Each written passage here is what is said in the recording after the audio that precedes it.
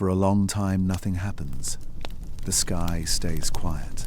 The stars hold their places. And somewhere far beyond Mars, an object drifts silently through the dark. No alarms, no headlines, just another faint point of light moving along the ecliptic, exactly where math says it should be. At least, that's how it starts. For months, observers track 3I-ATLAS as it moves inward, closer to the sun. They don't expect drama. They don't expect mystery. Because space is full of visitors like this. Cold, ancient, leftovers from the birth of star systems. Most are simple to understand. You measure their brightness. You chart their path. You log the data and move on. This one is supposed to be the same. Night after night, telescopes sweep the sky. Cameras blink open for seconds at a time, collecting faint light that has traveled millions of kilometers just to reach Earth. To the naked eye, there's nothing special here. No tail, no glow, just a moving dot, barely brighter than the background stars. But science doesn't look with eyes. It looks with patterns. And patterns are where this story begins to change. Every rotating object in space tells a quiet story through its light curve. As it spins, bright areas face us, and dark ones. The brightness rises. It falls, over and over. It's simple, predictable, like a heartbeat. Astronomers have seen this thousands of times before. They know what natural rotation looks like. They know how ice reflects sunlight. They know how dust scatters it.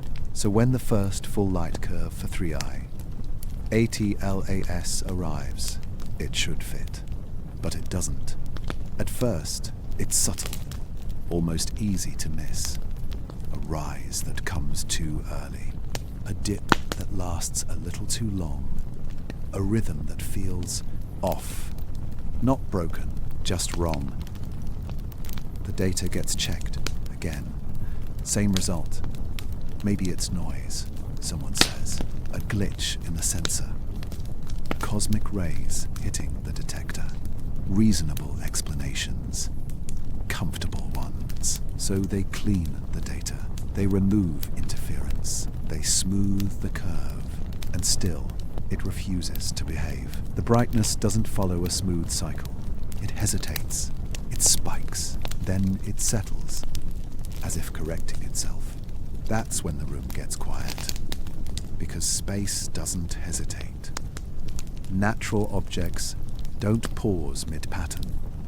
They don't adjust. They just spin. Someone suggests the surface might be uneven, jagged, strange geometry. That happens sometimes. But when models are run with extreme shapes, they still can't recreate what's being seen. The light curve keeps slipping away from every explanation. And now the question changes. Not, what is it? But why doesn't it act like anything we know? As days pass, more data arrives. Different telescopes, different angles, different nights. The anomaly survives all of it. This isn't one bad observation. This is consistency. The brightness changes aren't random. They repeat. Not perfectly, but deliberately enough to make scientists uneasy. A pattern that looks like it wants to be regular, but never quite settles. Like something trying to hold a shape, and failing just slightly. Still, no one panics. Because science doesn't jump to conclusions. It slows down. Papers aren't written yet. Emails are careful. Language stays neutral. Words like interesting, unusual, worth monitoring. No one says anomaly out loud. Not yet. But it's there, quietly sitting between the lines. Out in space. 3I, ATLAS keeps moving, closer to the sun, closer to the point where heat should wake it up. Normally, this is where things get messy. Ice begins to boil, jets form, brightness increases in chaotic ways. That chaos is familiar, expected, but even before any of that happens, before perihelion is anywhere near, the light curve is already misbehaving. That's the problem, because there's no heat yet, no reason for activity, no explanation for change. It's too early for fireworks, which means whatever is causing this is already there, somewhere deep inside the object, or on its surface, or in the way it interacts with light itself. Late one night, someone overlays the curve with rotational models one last time, not expecting much, just doing their job. And for a moment, it almost fits. Almost. Then the curve drifts again, just enough to break the match. That's when the word finally appears in a private note. Anomaly. Not in a headline, not in a press release. Just a quiet label attached to a file. But once you name something, it becomes real. From that moment on, 3i ATLAS is no longer routine. It's watched more closely, scheduled more often, compared more carefully. Every new data point feels heavier than the last, because the sky hasn't changed. The instruments haven't changed, but the certainty has. And beneath all the math, beneath all the careful language, a feeling begins to form. A simple one. This object is not behaving like it should.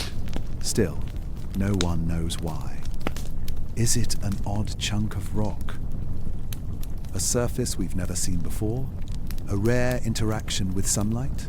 Or is this the first hint that something about its origin is different? For now, the sky keeps its secret. 3i ATLAS continues its silent approach, unchanged to the eye, but increasingly strange on every chart. And as the light curve bends again, just slightly, one thought lingers in the back of every mind watching it. If this is only the beginning, what happens when it gets closer? Something changes. And this time, no one misses it, as 3i ATLAS moves closer to the sun. The sky doesn't react. No sudden flare. No dramatic tail. Just light. Sunlight hitting its surface and coming back wrong. At first, it's subtle. A slight increase in brightness. Nothing unusual. That's expected. As objects near perihelion, they warm up. Ice loosens. Dust lifts. They glow more. But this glow doesn't behave like a glow. Instead of rising smoothly, the reflectivity jumps. Step by step, up. Hold, down. Hold. Clean edges. Sharp transitions. Like someone flipping a switch. Astronomers stare at the charts in silence. Because nature doesn't like steps. It likes curves. Heat spreads gradually. Surfaces brighten slowly. Nothing in space snaps from one state to another, not without violence. And there is no violence here, no eruption, no debris cloud, no chaos. Just light changing in clean blocks. One moment dull. The next brighter, not fading, not blooming, switching. The reflectivity curve looks wrong in a new way. Before, it was messy, unstable. Now, it's precise. Too precise. The object completes a rotation, and the pattern repeats. Not perfectly, but close enough to raise eyebrows. The brightness doesn't slide. It locks into levels, plateaus, like surfaces turning toward the sun, then away with intent. Someone suggests crystalline ice, exotic compounds, rare surface chemistry, all reasonable ideas. So they run the simulations. Different materials, different textures, different angles. Nothing fits. To get steps like this, the surface would need boundaries sharper than anything erosion creates. Edges that stay aligned, faces that reflect light in controlled directions. That's not how rocks behave. That's not how ice behaves. That's not how comets behave. And yet, there it is. The sun keeps rising behind it. The distance keeps shrinking. And with every new observation, the steps become clearer. Brighter plateaus, darker gaps. Almost rhythmic, almost intentional. No one says that word yet.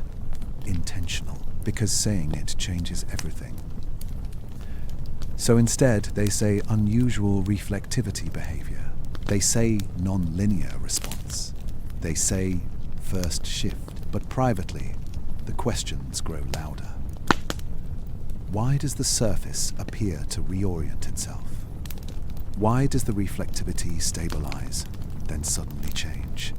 Why does it act like it's choosing when to shine? One late observation adds fuel to the unease.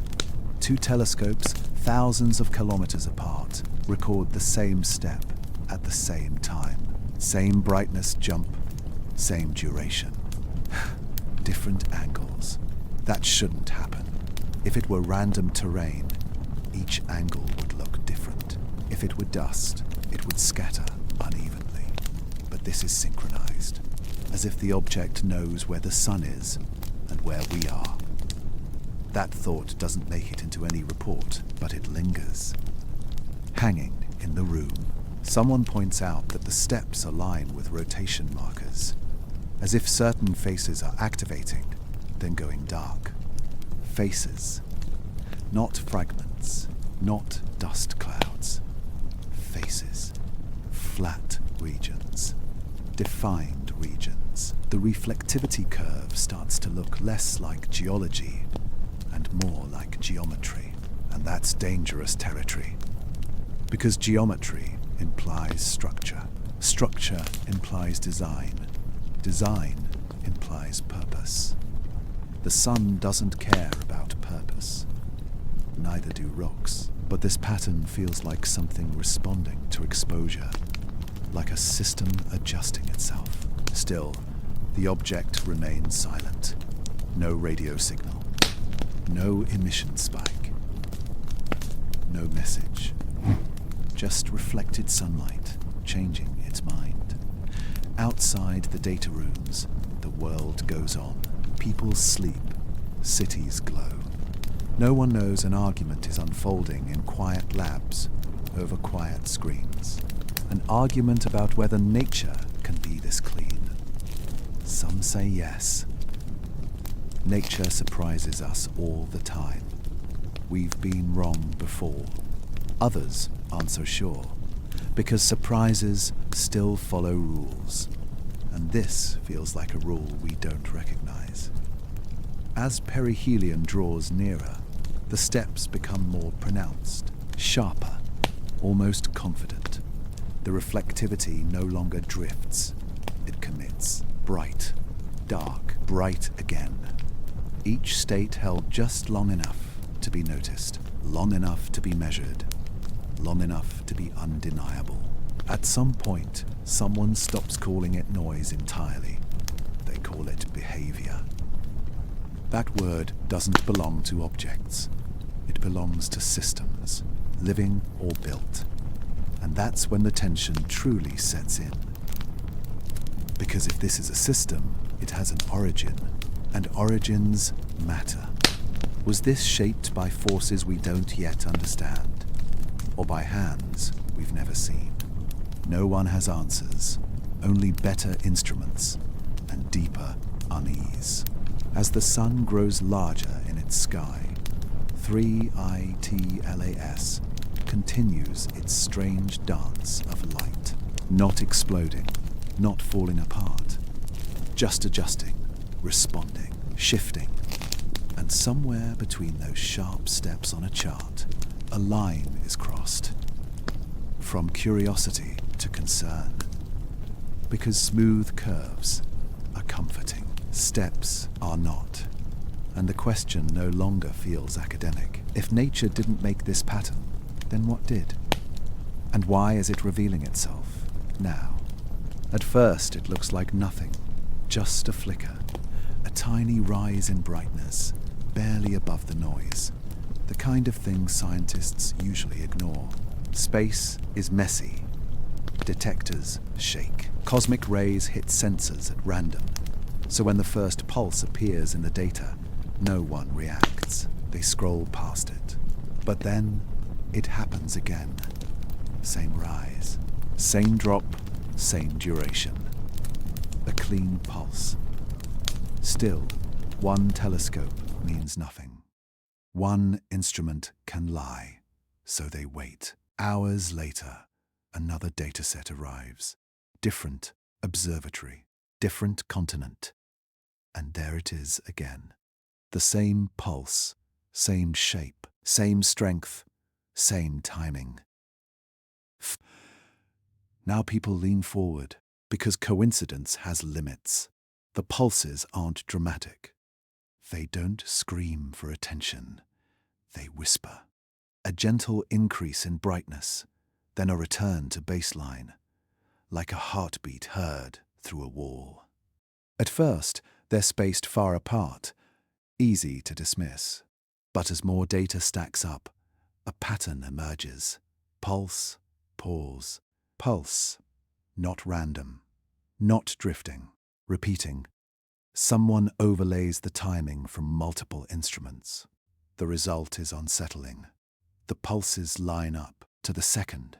Telescopes separated by oceans, seeing the same change at the same moment.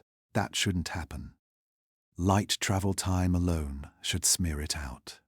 Angles should distort it, but the signal holds, clean, sharp, as if it's anchored to the object itself, not the observer. The room grows quiet again. This is no longer about reflectivity. This is no longer about surface texture. This is rhythm, and rhythm implies control. Natural objects fluctuate, they don't pulse. Comets vent gas in bursts, yes, but those bursts are chaotic, irregular, messy. This isn't messy, this is measured. The brightness rises for a precise interval, falls for a precise interval. Then waits exactly the same amount of time before repeating. Someone whispers the word periodicity. Someone else pulls up known astrophysical processes. Rotation? No. Rotation is already accounted for. Jet activity? Too unstable. Magnetic interaction? Doesn't fit the distance or environment. Every familiar explanation slides off the data. The pulses continue anyway. Soft, persistent, unbothered by human doubt. As days pass, the timing tightens. What began as an odd repeat becomes a schedule. Pulse every few hours, then slightly faster. Always consistent, never drifting, never missing. If this were noise, it would break. It doesn't. Someone suggests instrumentation error again. A shared software bug. So they compare raw, unprocessed data. Different pipelines. Different teams. Same result. The pulse survives every attempt to kill it. That's when the question changes. Not, is this real? But what kind of thing produces this? Because precision is expensive in nature. It requires energy, stability, feedback, things that don't just happen. One researcher plots the pulses against the object's distance from the sun. The alignment is uncomfortable. As solar exposure increases, the pulse strengthens. Not wildly, just enough. Like something waking up or tuning itself. Still, no emissions are detected. No radio bursts. No lasers. Just reflected sunlight, modulated in time, as if the object is using the sun's light to say something without speaking. That thought stays unspoken for now. Late one night, someone does a simple thing. They count. They measure the interval between pulses, down to the second, and they freeze. Because the timing isn't just consistent, it's exact. Not 3.9 hours, not 4.1, 4 hours on the dot. Over and over. Nature doesn't like round numbers. Physics produces ugly decimals, long strings, approximations. Clean intervals belong to clocks, to machines, to systems built to keep time. No one says that yet, but everyone feels it. This doesn't feel like a flicker anymore. It feels like a signal. Not a message, but a behavior. Like a lighthouse rotating in the dark. Not aimed at us, not trying to be seen, just operating. Someone asks the question everyone is thinking. What if it's not pulsing for us at all? What if this is internal? A system cycling power, releasing heat, balancing load. The idea hangs in the air, because if that's true, then the pulse is a side effect. And side effects imply function. The sun grows larger in its sky. The object keeps its pace. Pulse, pause, pulse. Each one lands like a soft knock on the door of certainty. Outside, no one notices. There are no headlines yet. But inside the data rooms, a line has been crossed. This is no longer just observation. It's monitoring. Because if the timing changes, if the pulse accelerates, if it stops, that will mean something. Silence would mean something. And that's when the unthinkable question finally surfaces. Quietly, carefully. What creates a signal so precise, without intending to? No one answers. They just keep watching. Because whatever this is, it's counting time. And time in space is never counted without a reason. As the next pulse arrives, right on schedule, one truth becomes impossible to ignore. The data isn't just showing motion anymore. It's showing behavior. And behavior suggests choice. Which means the mystery of 3i ATLAS has shifted again. From what is it made of to something far more unsettling. What is it doing? Heat is honest. In space, it has rules. Clear ones, unforgiving ones. When something moves closer to the sun, it warms, slowly, predictably. There are equations for this. Old equations, tested for decades. So when the thermal data for 3i, a TLAS arrives, no, one expects surprises.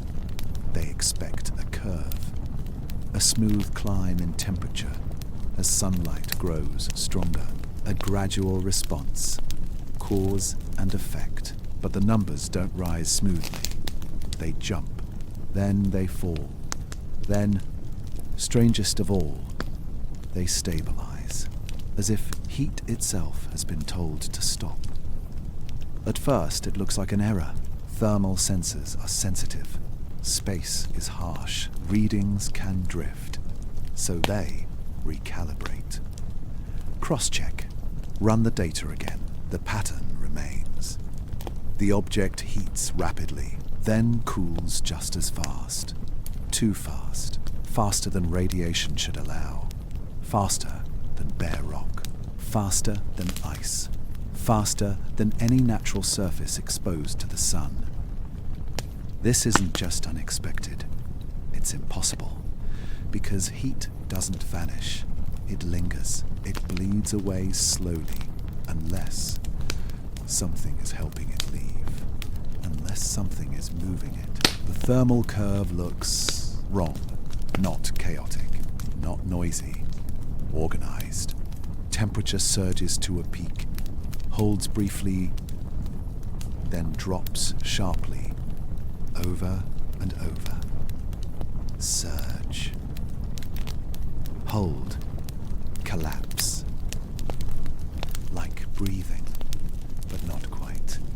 Because breathing is messy. This is clean, engineered clean. The object isn't overheating. It's not boiling off material. There's no plume, no debris cloud, nothing escaping into space.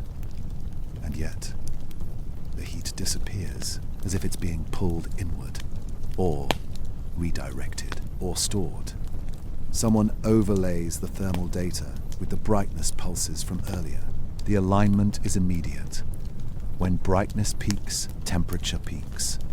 When brightness falls, temperature collapses, not loosely. Not approximately. Exactly. The timing matches. Down to minutes, then seconds. Now the room feels different. Because two independent systems, light and heat, are behaving as one. That's coordination. That's feedback. That's not how dead objects behave. Someone suggests sublimation, hidden vents, internal pockets of volatile material. So they model it. But sublimation leaves traces. Gas clouds. Spectral signatures. There are none. No emissions. No expanding envelope. The object remains visually calm, almost peaceful, while internally something is happening. Something active.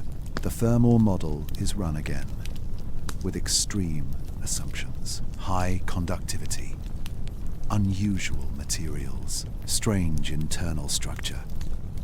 Still doesn't work. To cool this fast, heat must be moved somewhere else, and there is only one place to put it. Inside. That realization lands hard, because storing heat means capacity. It means volume, pathways, design. Nature rarely builds storage. It wastes. It leaks. It dissipates. Efficiency is rare. And yet, this object is efficient. Too efficient. Late in the cycle, something even stranger appears.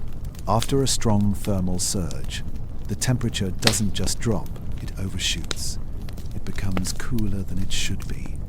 Cooler than equilibrium. As if the object isn't just shedding heat, but actively removing it. Actively managing it. That word slips into conversation now. Managing. Not releasing. Not losing. Managing. Like a system maintaining limits. Like a machine protecting itself from stress. The sun is harsher now. Radiation stronger. Yet the object never crosses a thermal threshold. Never runs away. Never destabilizes. It responds. Surge. Control. Release. Again and again. Someone points out the obvious problem. If this were natural, it should be falling apart. The thermal stress alone should fracture it. But nothing cracks. Nothing erupts. It holds together. As if built for this. The silence in the data room stretches. No one wants to be the first to say it, but the idea is already there. This looks like thermal regulation. A concept normally reserved for living things or machines. Not rocks, not ice, not visitors from deep space. A junior analyst asks a simple question. Where is the heat going? No one answers, because every answer is uncomfortable. If it's stored internally, then there is structure. If it's redirected, then there are pathways. If it's radiated selectively, then there is control. Control requires intention, or at least design. Someone tries to laugh it off. Maybe we just don't understand the material yet. That's possible. Science has been wrong before. But the laughter doesn't last, because misunderstanding usually creates mess, not order. This is order. Cold, quiet order. As perihelion draws closer, the cycles tighten. Surges come more often. Drops become sharper. Yet the object never spirals, never loses control. It behaves like something operating near limits, and staying just below them, that's not survival. That's strategy. Still, there is no message, no signal aimed outward, just behavior, just response, just heat moving with purpose. Outside the labs, the sun rises and sets. People go to work, eat dinner, sleep. They don't know that far away something ancient or something built is handling heat better than our models say is possible. The term machine appears once in a private comment. It is quickly deleted, replaced with unknown mechanism. But the thought doesn't delete itself, it lingers. Because machines don't have to speak to be machines. They don't need antennas or lights. They just need to function. And whatever 3i ATLAS is doing, it's functioning perfectly. As the next thermal surge rises and collapses again faster than physics allows, the question becomes unavoidable. Is this object simply losing heat? Or is it making choices about where that heat goes? Because one is natural. The other changes everything. And if it is managing itself, then this isn't just an object passing the sun. It's a system. And systems have purposes, which leads to the quietest, heaviest question of all. What is this system built to survive? And what happens when it no longer needs to? At some point, you stop blaming the data. That moment arrives quietly. No announcement. No dramatic pause. Just a screen full of numbers. And a growing realization that none of them are wrong. The light curve of 3i. ATLAS is supposed to be obedient. Brightness in, brightness out. Rotation in the middle. That's how it works. It's one of the oldest tools in astronomy. Simple enough to teach in a classroom. Reliable enough to build careers on. So when the curve refuses to settle, the instinct is denial. Someone says, run it again. So they do. Different assumptions. Different starting points. Different parameters. The curve bends anyway. It curves where it shouldn't. Flattens where it should rise. Spikes where no spike belongs. Like a compass needle drifting away from north. Every equation reaches for it and misses. The strangest part isn't that the model fails, it's how it fails. Usually, when math is wrong, it's obviously wrong. The curve explodes. Or collapses. But this one almost fits. Almost. Close enough to be tempting. Close enough to make you think, one more adjustment will fix it. But it never does. The light curve behaves like it's aware of the prediction, and choosing not to follow it. That thought makes people uncomfortable, so they bury it. Instead, they push harder on the math. They add layers. Rotation plus reflectivity. Reflectivity plus thermal response plus surface irregularities. The equations grow longer, messier.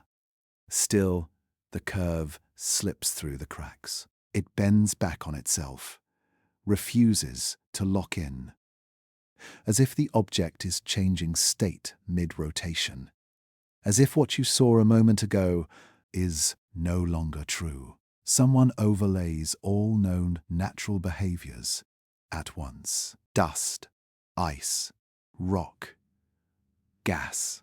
Nothing matches, not even close. The curve isn't random enough to be chaos, and not smooth enough to be nature. It exists in a narrow space between. That's the worst place for science, because that's where perception starts to matter. Late one night, someone asks a dangerous question. What if the curve isn't broken? What if we are reading it wrong? The room goes still, because perception is sacred in science. You trust instruments. You trust math, but perception can lie. Yet here it is, being challenged. The curve seems to imply the object isn't just rotating. It's changing while rotating, not eroding, not venting, adjusting. The brightness doesn't follow a simple spin, it reacts. Like different regions are activating at different times, not because of sunlight alone, but because of something internal. That idea pushes the conversation somewhere uncomfortable, because internal change implies agency. Not awareness, not intelligence, just response, and response requires feedback. Feedback requires systems. Systems require structure. No one wants to say the word machine, but the math keeps pointing there. The equations don't explode. They resist. They refuse to simplify, as if the object itself is complex by design. Another model is tried. This one assumes symmetry, fails. Another assumes chaos, fails. Another assumes hidden mass distribution, fails. Each failure leaves behind the same shape, that same stubborn curve, bent, defiant, unwilling to become predictable. Someone prints it out and pins it to the wall. Not for analysis, just to look at. From a distance, it almost looks intentional. A rise that stops early, a fall that pauses, like hesitation, like decision points. That thought doesn't make it into any paper, but it makes it into minds. The deeper they go, the clearer it becomes. The flaw isn't in the equations. The equations are doing their job. They are telling the truth. And the truth is simple. This object does not behave like a passive body. It does not respond only to forces. It responds to conditions. That's a line science doesn't cross lightly. Because once you admit that, you're no longer studying motion. You're studying behavior. Someone argues back. Behavior doesn't mean intention. True. A thermostat behaves. So does a circuit breaker. Neither thinks. But both are built. That comparison hangs heavy in the air, because now perception has shifted. The curve isn't asking what the object is made of anymore. It's asking how it operates. The sun keeps pulling it closer. Radiation increases. Stress increases. And still, the curve holds its strange shape, never snapping, never unraveling. The object remains stable, despite everything pushing against it. That stability feels earned, like something actively keeping balance. The math doesn't break, it points. It points toward a truth that no one wants to own yet, that the failure isn't in physics, it's in assumption. We assumed this thing was simple. We assumed it was dead. We assumed it was just another visitor. The light curve disagrees, softly, persistently, as if correcting us, as if saying, "You are measuring the wrong thing." Because maybe this isn't about rotation, or reflectivity, or heat. Maybe it's about adaptation, about a system passing through a harsh environment and adjusting itself just enough to survive. That idea doesn't make headlines, not yet, but it settles in. And once it settles, it's hard to shake. The curve is pinned back on the wall, unchanged, still refusing to fit, still bending against prediction. And with every failed model, one question grows heavier. If math can't explain this, is the flaw really in the numbers? Or is it in the way we see the universe itself? Because perception shapes interpretation, and interpretation shapes truth. And if our perception has been wrong this whole time, then this isn't just a strange object passing the sun. It's a mirror, quietly reflecting our limits back at us. As 3I, a TLAS continues its silent journey, the curve remains, waiting. Unfitted, unresolved, and for the first time since this began, the unease deepens into something else. Not fear, not excitement, something colder. The realization that the universe may be showing us something real, and we simply don't yet know how to look at it, which raises a final, unsettling thought. If this curve won't fit our models, what else have we been forcing to fit without noticing? And what happens next when the data demands that we change instead? The first response is always denial. Not loud denial, not angry denial. Quiet denial, the kind that hides behind checklists and calibration logs and long nights staring at screens. Because when something doesn't make sense, the safest answer is simple. We made a mistake.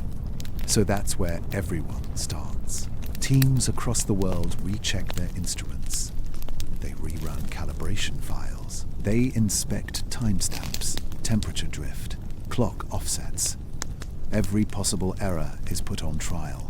A loose cable, a software update, a rounding bug buried deep in code written years ago. Something must be wrong, because the alternative is harder to live with. The anomaly is dissected piece by piece. One team blames sensor saturation. Another blames background stars bleeding into the signal. Someone suggests a timing error from Earth's rotation correction. All reasonable, all comforting. Each explanation promises a return to normal. So they test them. They strip the data down to raw counts. No filters, no smoothing. The pattern survives. They correct for Earth's motion again. Then again. Still there. They adjust exposure times, change apertures, reprocess with different algorithms. Nothing breaks the anomaly. It just sits there, unchanged, patient. The room fills with a strange tension. Not panic, embarrassment. Because scientists don't like being fooled. And if this is an error, it's a stubborn one. Emails start flying across time zones. Are you seeing this too? Check your calibration. Please confirm independently. At first, replies come slowly, then faster, then all at once. Yes, we see it. Yes, same timing. Yes, same curve.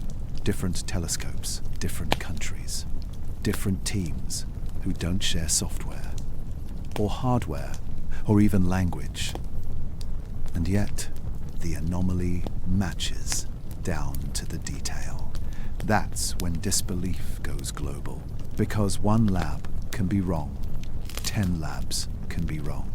but dozens of independent observatories spread across continents, agreeing on the same strange behavior. That's not error, that's reality. The doubt doesn't vanish, it changes shape. Now the question isn't what went wrong, it's what did we assume was right. People begin looking backwards, re-examining old data, old objects, old curves dismissed as noise. How many times did we smooth something away? How many oddities were rounded off, averaged out, forgotten? Because patterns only look obvious in hindsight, the realization creeps in slowly. What if this isn't new? What if it's just the first time we didn't look away? That thought is unsettling, because it means the universe hasn't changed. We have. The anomaly forces its way into meetings now, not as a side note, not as a curiosity, as a problem, a serious one. Because if this behavior is real, then our models aren't incomplete. They're missing something fundamental. Something about how matter behaves, or how systems survive stress, or how structure can exist in places we never expected. Someone says it out loud. We're not equipped for this. No one argues, because the tools are designed for passive objects. Rocks, ice, dust. Things that react, but don't respond. This thing responds. Not emotionally, not intelligently, but functionally. It changes when conditions change. It stabilizes when pressure rises.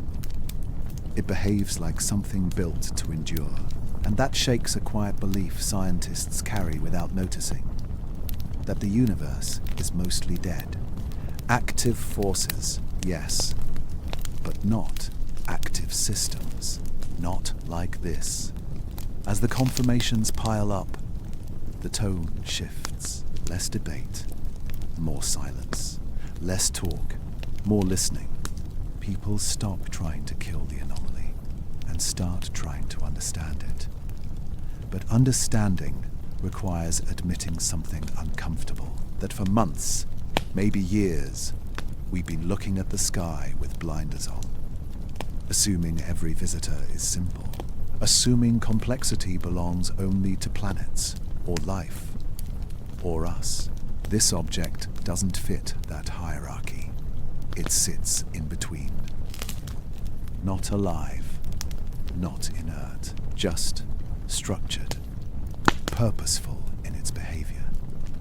Even if no purpose is known, the word unease starts appearing in private messages. Not fear, unease. The kind you feel when you realize the map might be wrong, but you're already deep into the forest. Outside the scientific world, nothing changes. There are no alerts, no warnings. The public sleeps peacefully beneath a sky that looks exactly the same as it always has. But inside observatories, the mood has shifted. This is no longer about proving someone wrong. It's about admitting we might have missed something big, something quiet, something that doesn't announce itself, but reveals its nature slowly, patiently, through behavior. One senior scientist makes a comment that lingers long after the call ends. If this were a machine, they say, half joking, we'd have ignored it for years because it wasn't trying to talk to us.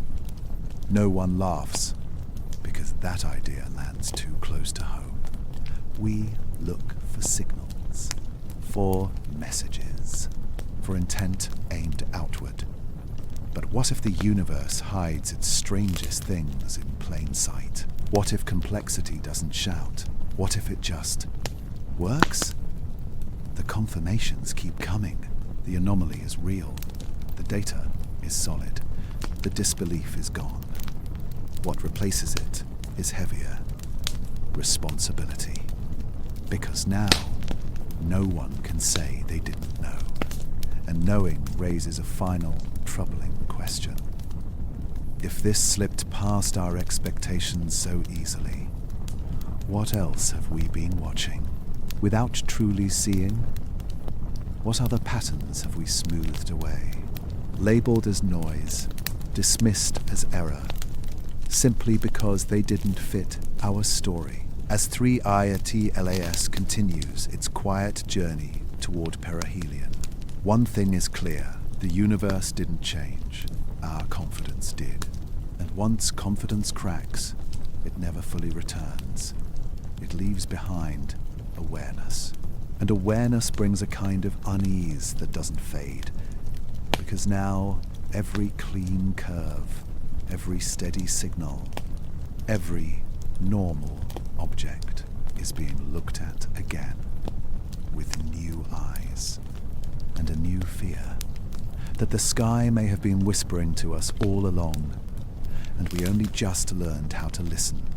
It starts quietly, not with a discovery, but with a pause. After one pulse cycle ends, there is silence. Not randomness, not decay. Silence with length, measured, consistent. And then the pulses return. Same brightness, same shape. But the timing is different now, not chaotic. Adjusted. That's when someone notices the ratios. The intervals aren't drifting randomly. They relate to each other. 2 pulses, then a longer gap. 3 pulses, then silence again. Not evenly spaced. Not accidental, structured. Someone plots the timing on a separate chart. What appears isn't a smooth curve, but steps, ratios, clean relationships between on and off. Like beats in a pattern, like rests in music. The room doesn't react right away because recognizing structure changes everything. At first, they tell themselves it's coincidence. Human brains love patterns. We see faces in clouds, meaning where none exists. So they scramble to disprove it. They randomize the data, scramble timestamps, simulate noise. The ratios disappear in fake data, but in the real signal, they remain persistent. Unmoved, the pulses don't just repeat, they wait. And waiting is different from stopping. Waiting implies readiness, as if the object is doing something, then doing nothing, then doing it again, on purpose. That thought is dangerous because it doesn't require intelligence, only design. A washing machine runs cycles. A satellite enters sleep mode. A probe shuts down systems to conserve energy. None of these think. They function, and function leaves fingerprints. Ratios of fingerprints. Nature prefers chaos layered with order. This is order layered with restraint. The silence between pulses becomes as important as the pulses themselves. Not dead time, intentional gaps. Someone suggests resonance effects, harmonics, gravitational interaction. But the ratios don't line up with known forces. They line up with efficiency, energy in, energy out, pause, then repeat. The closer the object gets to perihelion, the more confident the pattern becomes. It's no longer searching for balance. It's maintaining it. Pulse, rest, pulse. Each cycle clean, each silence deliberate. The phrase artificial whisper appears in a private chat. No one claims it seriously, but no one deletes it either, because this doesn't feel like a trick anymore. Cosmic tricks are loud, chaotic, spectacular. This is quiet, subtle, almost polite, as if the object doesn't want attention, but isn't hiding either. That's what unsettles people most. If this were a signal, it's not aimed at us. It doesn't escalate. It doesn't repeat urgently. It just exists, like a system doing its job while the universe passes by. Someone asks a question that reframes everything. What if we're not being contacted, but overhearing? The room goes still, because overhearing implies something not meant for us. Internal cycles, maintenance routines, energy regulation. A machine doesn't care who's watching. It just runs. The pulses don't encode messages. They don't spell anything. They don't change when we observe them more closely. They remain indifferent. That indifference feels honest, and honesty makes the idea harder to dismiss. If this were meant to deceive, it would adapt to us. It doesn't. It adapts only to the sun, to heat, to exposure, to stress. The ratios shift slightly as conditions change, but the structure stays. Like a machine adjusting load, not seeking attention. The word artificial is finally spoken aloud, not in a meeting, not officially, in a hallway, quietly, tentatively. No one laughs, no one agrees either, but the word hangs there, between disbelief and possibility, because artificial doesn't mean alien intelligence. It doesn't mean intention toward Earth. It simply means not natural. Built, assembled, structured beyond chance, and that possibility reframes the silence. If this is artificial, then silence is expected. Machines don't announce themselves. They persist. They endure. They do what they were made to do. The pulses continue. Ratios hold. The gaps remain clean, and the object gives nothing else away. No message, no warning, just behavior, which may be the most honest thing it could offer. As days pass, the unease deepens into something heavier.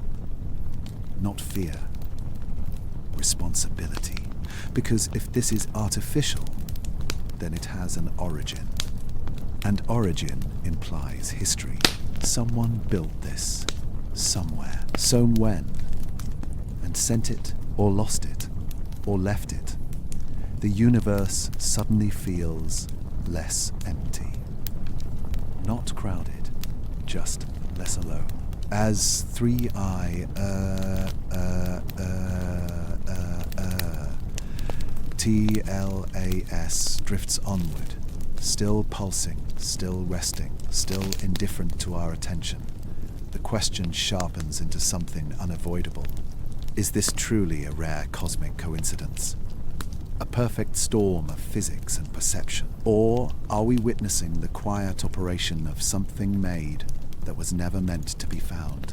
And if it was never meant to be found, what happens next, now that it has been? Because whispers don't need volume to change everything. Sometimes they just need to be real. The room sounds different now. Not louder, quieter, voices lower without anyone asking. Sentences slow down. Words are chosen carefully, then chosen again, because language matters. And the language has started to change. What was once called an object is now called a system. What was once an event is now called behavior. No announcement marks the shift. No vote. It just happens. Naturally, like everyone crossing an invisible line at the same time. Screens glow softly in dark rooms. Graphs scroll past. The pulses continue, steady, indifferent. But the people watching them are no longer the same. Earlier, curiosity drove the questions. Now it's restraint, because curiosity asks, what is this? Restraint asks, what happens if we're right? Inside these quiet rooms, no one wants to be first. First to say it's artificial. First to say it's built. First to say It has an origin that isn't random, because naming something gives it weight. And weight changes how the world reacts. Emails are shorter now, less speculation, more confirmations. Instead of excitement, there is caution, because excitement leaks, and leaks turn into headlines. This story isn't ready for headlines. Not yet. Someone rewrites a sentence in a draft report. They delete the word anomaly, replace it with persistent behavior. That choice feels small, but it isn't. An anomaly can be ignored. Behavior cannot. Behavior implies continuity. It implies rules. It implies something that will keep happening, whether we understand it or not. Another voice points out something uncomfortable. If this were truly random, they say, it would have failed by now. No one disagrees. Randomness breaks. Noise collapses. This hasn't. It has refined itself, adjusted, stayed within limits. That realization brings a quiet unease, because systems that survive harsh environments tend to be built for them, and space is the harshest environment there is. Someone else asks a question no one wants to answer. If this has an origin beyond chance, what does naming it actually do? Silence. Because naming doesn't change the thing. It changes us. It changes funding, policy, public fear. It changes the meaning of the sky. The human reaction isn't panic, it's hesitation.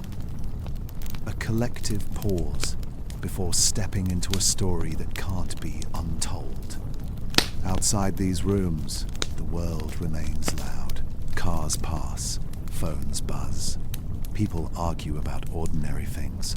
The sky above them looks the same as it did yesterday. That contrast feels surreal, because somewhere beyond the sun's glare, something is operating quietly, consistently, without regard for our schedules or our readiness. 4. And here we are, arguing over words. Someone says, we need to be careful not to project. They're right. Humans project all the time. We see meaning everywhere. Faces in rock, voices in static. But projection usually reveals us. This time, the data keeps pushing back. Every attempt to dismiss it leads to another confirmation, another clean alignment, another repeatable cycle. At some point, skepticism stops feeling scientific addition and starts feeling defensive. That's when the real human reaction begins. Not fear of the unknown, but fear of responsibility. Because if this is artificial, even in the most basic sense, then it exists within the same universe as us. Not separate, not unreachable. Just there, passing through, and that changes the story we tell ourselves. For generations, the universe has been framed as either dead or alive in ways we haven't found yet. This sits in between, not alive, not inert, something else. And humans are not good with something else. We like boxes, categories, planet, star, life. This refuses all three. A senior voice finally speaks, softly. Whatever this is, it's not reacting to us. That matters. Because fear usually assumes attention. Threat assumes intent. This shows neither. It behaves as if we don't exist, as if Earth is just another grain of dust in the background. That indifference is oddly comforting and deeply unsettling. Comforting because it means no threat. Unsettling because it means we are not special. Someone else adds, then why does it feel like we're intruding? No one answers, because that feeling doesn't come from the object. It comes from us, from the sense that we're watching something private, like peering through a window we didn't know was there. The pulses continue, the ratios hold, the system does what it has always done, and slowly the language stabilizes. Not alien, not artifact, just system of unknown origin. Cold, careful, safe. But behind those words, the meaning remains. This didn't happen by accident. That idea settles in quietly, not as a conclusion, but as a weight. Because chance creates chaos, this creates order. And order always comes from somewhere. As perihelion approaches, the meetings become shorter, less debate, more observation. It feels like waiting, not for proof, but for permission. Permission to say what everyone already feels, that we may be witnessing something made. Not for us, not against us, just made.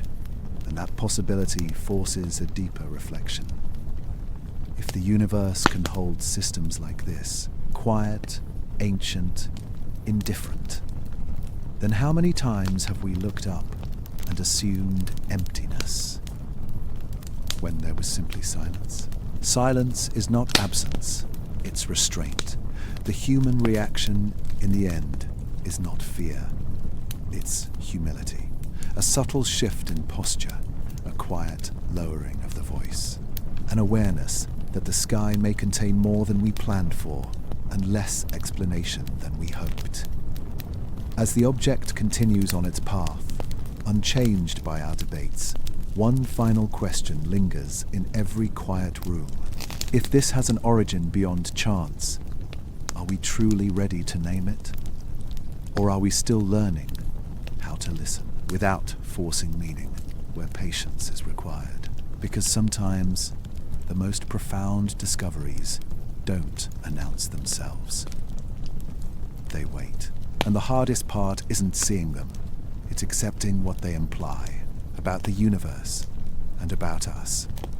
There comes a moment when data stops being just data, not because it's incomplete, but because it's complete enough to disturb you. That moment arrives slowly, quietly, not in a lab, but in the mind. At first, the discovery belongs to science. Charts, numbers, patterns. Then the questions change. They stop asking how and start asking why. And that's where things become uncomfortable. Because why is not a scientific word. It belongs to philosophy, to meaning, to consciousness. And once that door opens, it doesn't close again. The realization spreads quietly through conversations. Not announced, not agreed upon, just felt. If intelligence can hide inside natural form, then intelligence doesn't need to look like us. It doesn't need faces, or voices, or cities. It only needs structure and purpose. And that thought reshapes everything. Because for centuries, humanity has searched the sky for signs of life that resemble us. Signals, messages, language. We expected intelligence to wave back. But what if intelligence doesn't announce itself? What if it doesn't care to be found? What if it survives instead? That idea lands hard. Because survival is older than communication. Survival is quiet. It adapts. It conserves. It waits. The object doesn't speak. It doesn't broadcast. It regulates. It responds. It endures. And suddenly, the question isn't, is this intelligent? It's, what do we mean by intelligence at all? Is intelligence awareness? Or is it function? Is it thought? Or is it design that outlasts thought? The more this question settles in, the more it reframes our place in the universe. Because if intelligence can exist without consciousness, or without communication, or without identity, then intelligence may be far more common than we ever imagined. Just hidden inside systems, hidden inside behavior, hidden inside patterns we once dismissed as noise. The discovery begins to feel less like a moment and more like a mirror, reflecting something uncomfortable back at us, that we have been searching for life while ignoring function, searching for voices while overlooking systems, searching for meaning while assuming nature must be simple. And now, that assumption is cracking. The awakening isn't loud. There are no speeches, no declarations, just a subtle shift in perception, a sense that observation itself has changed. Before, we believed observing the universe was passive. We looked, we measured, we categorized. Now, observation feels different. It feels participatory, because when you observe something that adapts, your observation becomes part of the environment. And that blurs a line humanity has relied on for comfort, the line between observer and observed. If this system responds only to heat and light, then we are irrelevant. But if it responds to conditions, then conditions include presence. And presence raises philosophical weight, not threat, not intention, just connection. The idea spreads beyond astronomy, into late-night conversations, into quiet, personal moments. People begin asking older questions with new urgency. What defines life? What defines intelligence? What defines purpose? And more unsettling, are we truly awake? Or have we only been looking? For most of history, awakening came from disruption. Fire, language, tools.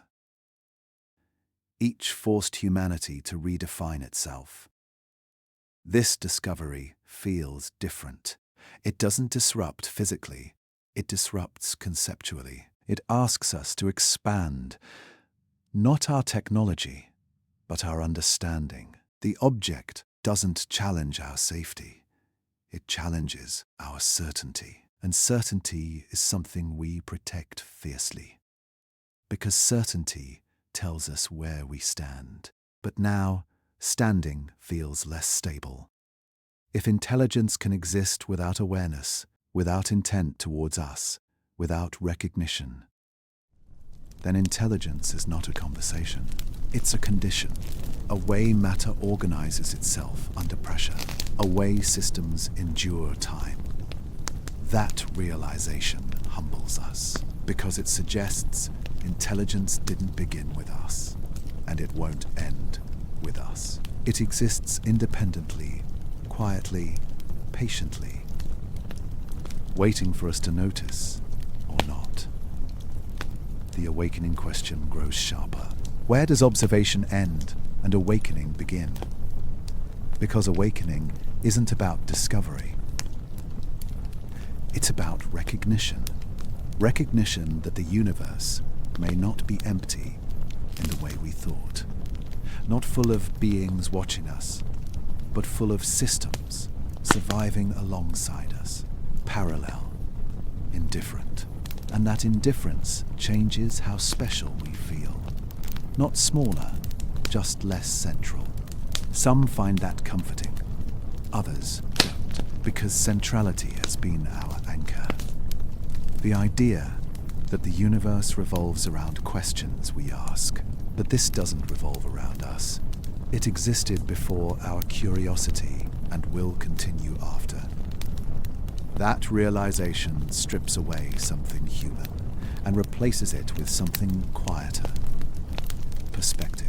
The awakening is not about fear of the unknown. It's about letting go of assumptions we didn't know we were carrying. That intelligence must be loud. That purpose must be visible. That meaning must be shared. This object shares none of those, and yet it persists, which forces a final reflection. Maybe awakening isn't about finding intelligence out there. Maybe it's about recognizing intelligence everywhere, in forms that don't seek validation, forms that don't explain themselves, forms that simply are.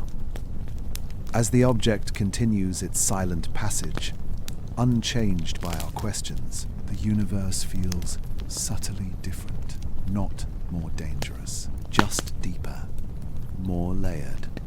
And the sky above us, once a backdrop, now feels like a system of systems. Some simple, some complex, some we understand, others quietly waiting. The awakening question doesn't demand an answer. It demands humility. Because once you accept that intelligence can hide inside natural form, you can never look at the universe the same way again. Observation stops being passive. It becomes awareness, and awareness brings responsibility. Not to act, not to respond, but to acknowledge that we may not be alone in the way we imagined, and that intelligence doesn't need our recognition to exist. The object drifts on, silent, unconcerned, and in that silence, a truth settles gently into place. Awakening doesn't arrive with certainty. It arrives with questions we can't unask. And this one lingers longer than most. If intelligence can hide in plain sight, how much of the universe have we already seen without truly awakening to what it was showing us? And when the next pattern appears, will we recognize it sooner? Or will we once again mistake silence for emptiness? Perihelion arrives without ceremony. No flash, no warning, just a moment in time when the object reaches its closest point to the sun. For weeks, everything has built toward this. The heat, the pulses, the tight control. If something were going to fail, this would be the moment. The sun is brutal here. Radiation peaks, stress multiplies. Most objects unravel. Comets fracture. Surfaces crack. Jets erupt in chaos. But 3I, ATLAS does none of that. It holds. At first, everything continues as before. The pulses remain, faint but present. The thermal cycles still rise and fall, as if the system is steady, confident, prepared.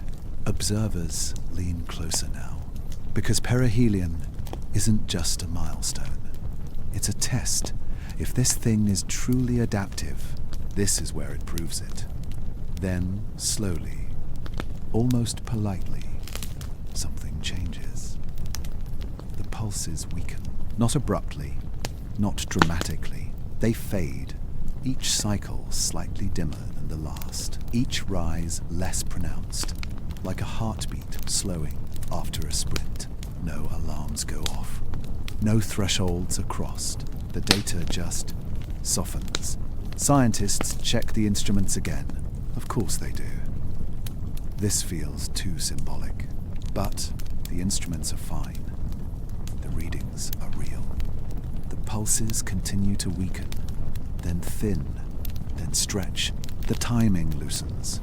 The once clean ratios blur. Silence begins to slip between cycles, longer than before, heavier. And then, one cycle simply doesn't arrive. No pulse, no rise, no fall, just flat light, steady, unremarkable. Quiet, people wait. Minutes pass. Hours. Nothing returns. The pulses are gone. The room doesn't celebrate. No one exhales in relief. Because this doesn't feel like resolution. It feels like withdrawal. as if something has finished doing what it needed to do, or decided it no longer needs to do it. The thermal patterns follow. Surges no longer peak. Cooling no longer snaps. Temperature curves smooth out. Not chaotic. Not broken. Normal. Too normal.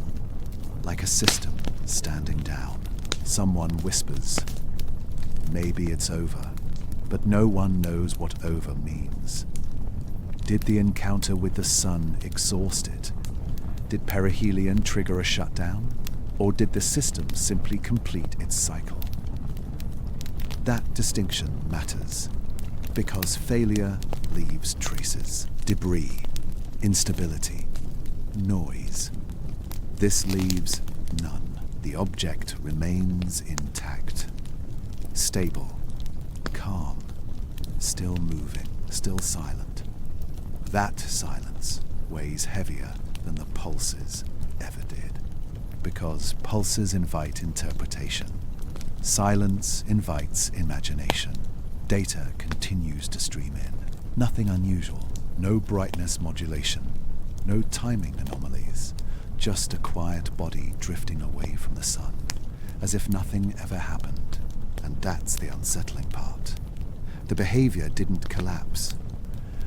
It ended cleanly, purposefully, like a machine reaching the end of a task, or a system conserving energy once the danger has passed. Perihelion is behind it now. The heat lessens. Radiation falls, and with it, the need to respond. That idea settles slowly. If the pulses were a response to stress, then silence means safety, which suggests the object doesn't perform for us. It performs for conditions. And conditions have changed. Someone asks the question everyone avoids. Did it notice perihelion, or did it expect it? No one answers, because expectation implies foresight, and foresight implies design. But denial feels hollow now. The system behaved exactly when it needed to.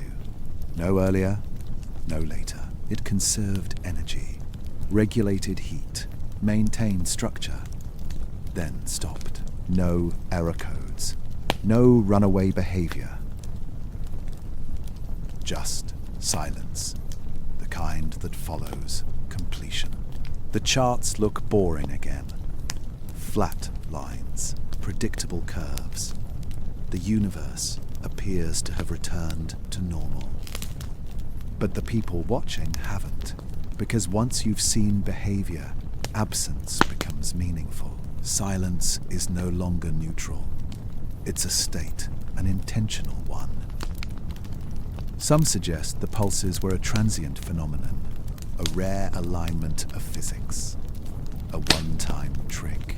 That explanation used to feel safe. Now it feels thin. Because tricks don't turn off cleanly. They decay. They fray at the edges. This didn't fray. It concluded. As days pass, confidence erodes, not in the data, but in interpretation. Was perihelion the trigger, the endpoint? Or just another step in a longer cycle we haven't seen yet? No one knows. And that not knowing feels different now. Before, it felt like ignorance. Now, it feels like being excluded. Like arriving after a conversation has already ended. The object drifts farther away, fainter, harder to observe. Soon, it will fade beyond useful range, taking its silence with it. And that raises a quiet fear, not of danger, but of missed understanding. What if this was the only moment it ever does this? What if the pulses only appear under extreme stress? What if we just witnessed a survival routine, designed to activate once every 1,000 years, or once every million, and now it's over? The idea that we might never see it again settles heavily, because discovery feels different when it can't be repeated. Science relies on repetition, on control. This offered neither, just a glimpse. And then, nothing, as 3I ETLAS continues its path out of the inner system. The sun grows smaller behind it, and the silence holds. No resurgence, no farewell, just steady motion into the dark. Someone puts it into words at last. It didn't stop existing. It stopped responding. That distinction matters, because stopping existing would mean failure. Stopping responding means choice, or at least conditional behavior.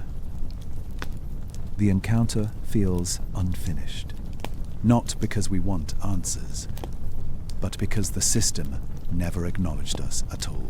No escalation, no reaction to scrutiny. It didn't care that we were watching, and that indifference feels profound, because it suggests something unsettling. That the most important events in the universe may not involve us or notice us at all. As the final clean datasets are archived, the mood shifts again, not toward excitement, toward reflection. This wasn't contact. This wasn't communication. It was exposure. Exposure to the idea that complex systems can pass through our neighborhood, operate briefly, and move on, without ever announcing themselves. The pulses are gone. The silence remains, and in that silence, a question echoes louder than any signal ever could.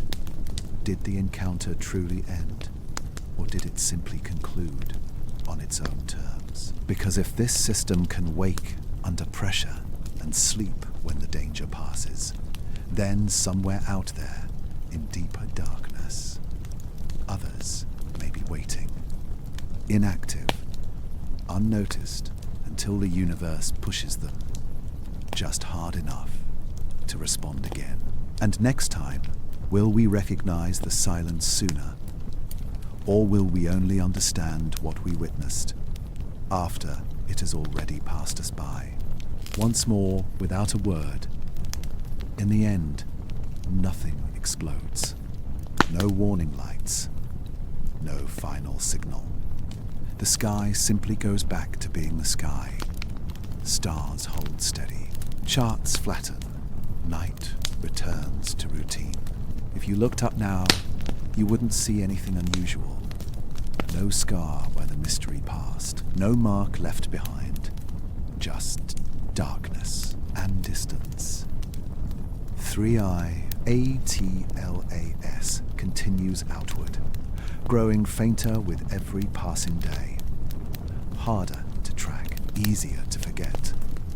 Eventually, it slips beyond the reach of our instruments, and just like that, the encounter is over. Or at least, the observation is. The data, however, doesn't go anywhere. It's archived carefully, labeled, stored, clean files, clean folders, everything in its place.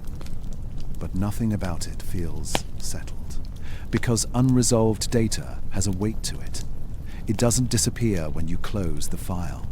It lingers in quiet moments, in late nights, in the pause before someone speaks and decides not to. At first, there's relief. No threat emerged. No escalation. No crisis.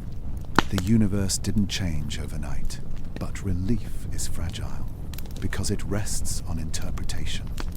And interpretation is exactly what failed us. The charts still show it. The pulses that shouldn't exist. The heat that moved too fast. The curves that refused to fit. All of it is still there, frozen in time, waiting. Some try to shrink it down. Call it a rare anomaly. A perfect storm of physics and perspective. Those words help for a while, but they don't explain the order. They don't explain the restraint. They don't explain why everything started and stopped so cleanly. Others lean the opposite direction. They whisper about machines, about artifacts, about intelligence that doesn't speak. Those words don't help either, because they raise questions we can't answer. Who built it? When? Why? And without answers, speculation feels hollow. So the community does what it always does. It moves on. New discoveries take center stage. New alerts light up screens. The universe is generous with distractions. But beneath the motion, something has shifted, subtly, permanently. Because even if this was a fleeting anomaly, it exposed a weakness. Not in our instruments, not in our math, in our expectations. We assumed the unknown would announce itself, with noise, with force, with intention aimed directly at us. But this didn't. It passed quietly, behaved precisely, and left without explanation. It didn't demand belief. It didn't demand attention. It simply existed on its own terms. And that's harder to process than fear, because fear has shape. Silence does not. The data sits unresolved, not because it's incomplete, but because it doesn't point in a single direction. Every explanation works, until it doesn't. Every theory explains part of it and fails the rest. That kind of mystery is dangerous, because it resists closure. It keeps returning, not as a problem, but as a question. Was this a cosmic fluke? A rare alignment of forces we don't yet understand? Possibly. Was it a distant machine? Ancient, indifferent, simply passing through? Also possible. Or was it something else entirely? Something that doesn't fit our categories yet? Something that signals a shift? Not in what the universe contains, but in how we recognize it. That possibility feels the heaviest, because it suggests the unknown hasn't changed. We have. For centuries, we've treated the universe like a stage. Objects enter, objects exit. We observe, we label. But this encounter didn't behave like a performance. It behaved like a process. And processes don't care who's watching. They unfold, then conclude, then move on. The quiet after feels strange because it's not empty. It's reflective. Every time someone opens the archived data, the same tension returns. Not excitement, responsibility, because now we know something. Not what it was, but what it wasn't. It wasn't chaotic. It wasn't careless. It wasn't random. And that knowledge can't be undone.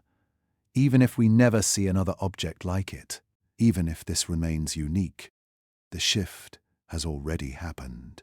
We will look differently now, at light curves that almost fit, at thermal data that cools too cleanly, at silence that feels intentional.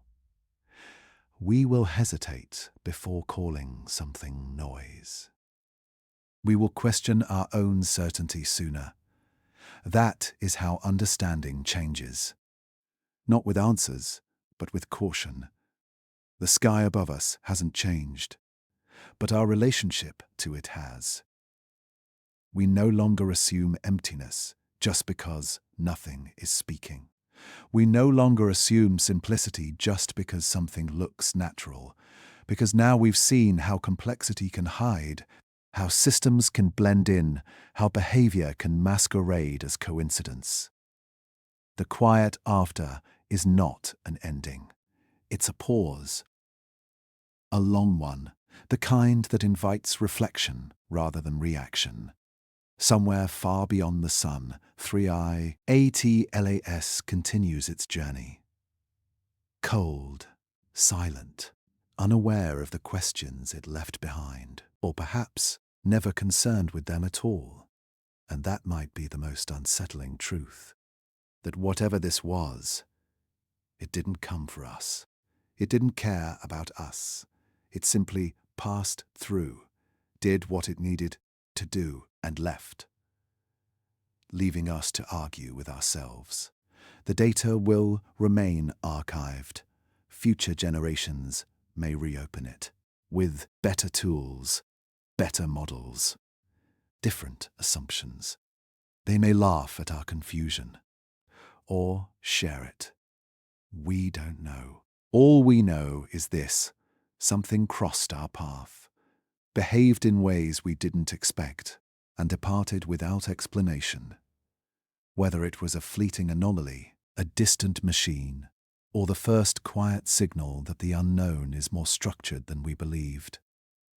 One thing is certain: the universe did not become stranger that day. We simply noticed that it always was. And in that realization, the quiet after settles in, not as an absence, but as an invitation. To observe more carefully, to assume less, to listen even when nothing seems to be speaking. Because sometimes the most important shifts don't arrive with noise.